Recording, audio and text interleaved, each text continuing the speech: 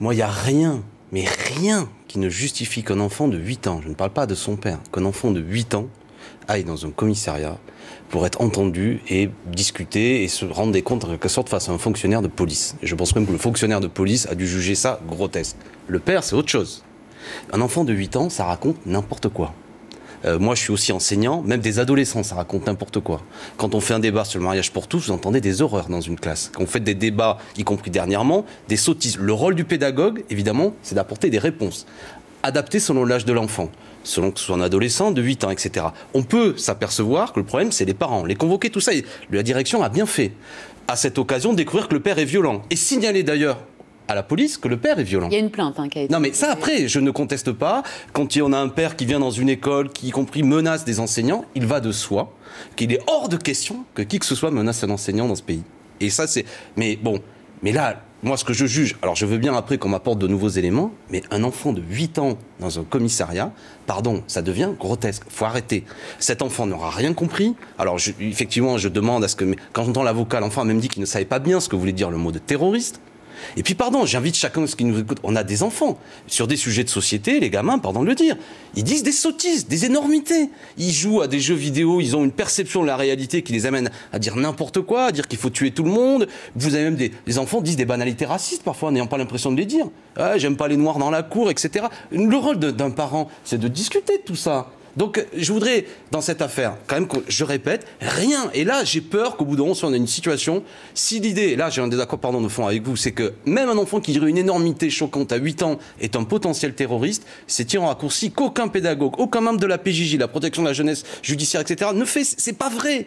Donc, là, dans cette histoire, avec les éléments que j'ai, je suis quand même choqué, même si j'espère avoir été bien compris, il va de soi, qu'il arrive par moments, de façon particulière, que l'éducation nationale doit signaler à la police qu'il y a des parents qui posent problème. Il m'arrive, notamment l'année dernière, même encore dernièrement, face à des classes, de m'apercevoir qu'une partie significative des élèves adhèrent à des théories conspirationnistes, croient qu'il y a des Illuminati, qu'il y a un grand complot dans lequel le chef de l'État, Barack Obama, et tous ceux qui leur parlent, et moi-même, quand j'essaie d'expliquer l'inverse, bon, il y a des études qui montrent que près de 20% de gamins dans l'éducation nationale, d'adolescents, croient à ça. C'est un sujet majeur, me semble-t-il. Comment on aide les enseignants à répondre à ça, à toutes ces théories, dans lequel après tout se mêle. Bien sûr, il y a les juifs, il y a ceci, il y a cela, mais c'est même pas toujours un antisémitisme très clair. Bon, tout ça, c'est un vrai sujet. Vous voyez ce que je veux dire ? L'obscurantisme qui se développe à travers Internet, dans lequel souvent l'éducation nationale, les enseignants, j'en ai parlé avec des collègues, on est désarmés. Parce que pour répondre, les gamins sont surinformés. Donc il faut aller voir les vidéos, les décrypter, avoir des éléments pour les décrypter. Ça, c'est, vous voyez ce que je veux dire ?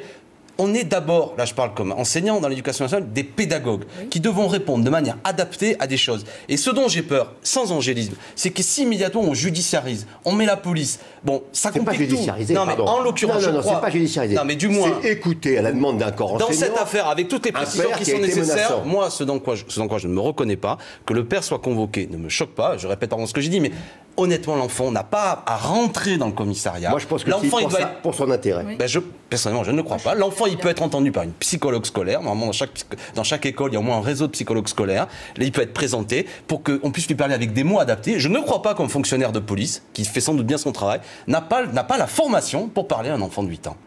Parce qu'un enfant de 8 ans, on ne lui parle pas d'une certaine manière. Beaucoup de choses peuvent l'impressionner. Surtout le fonctionnaire de police, il a une arme, il a un étui dans lequel il y a des menottes, des objets qui peuvent impressionner un enfant et qui sont des outils de travail d'un fonctionnaire de police. C'est ça que je suis en train de dire. Quand on reporte au nombre d'établissements les incidents qui ont eu lieu, ça représente 0,3% des établissements. Et ce qu'on appelle un incident, c'est quelque chose... Un gamin qui dit à l'occasion de minute de silence, pardon, un adolescent de 16-17 ans qui dit « J'en ai rien à foutre » qui se met à hurler « Je suis pas Charlie oui, ». C'est ça qu'on appelle un incident. Mais des élèves qui disent... Mais une fois de plus, des provocateurs, vous en avez. Non, j'ai vécu mes 68, j'ai l'âge pour ça. Le rôle d'un pédagogue, je vous assure, moi je suis professeur d'histoire, j'enseigne la Shoah, qui est au programme, et qui est toujours un moment poignant, dans lequel on a des questions. Pourquoi on parle beaucoup des Juifs ? Eh bien, il faut répondre à cette question. Pourquoi on parle beaucoup de la Shoah, monsieur ? Nous aussi, il y a eu l'esclavage. On répond à ça, du caractère exceptionnel de cet événement, parce que c'est une question qui n'est pas illégitime, qui a sa pertinence, et c'est le rôle de l'enseignant, on le fait... donc j'entends dire parfois, ce qui ne veut pas dire après qu'on a des témoignages durs, qui doivent être... Où là, c'est difficile, mais je dis un caractère englobant, qui sont donc l'école a failli, l'autre problème, c'est la faillite de l'école. Bon, en disant des choses vraies, par exemple, la formation des enseignants, parlons-en. L'OCDE démontre qu'on a les enseignants qui ont le plus perdu du pouvoir d'achat dans toute l'OCDE. On estime à près de 20% d'un perdu... Enfin, on peut discuter de tout ça.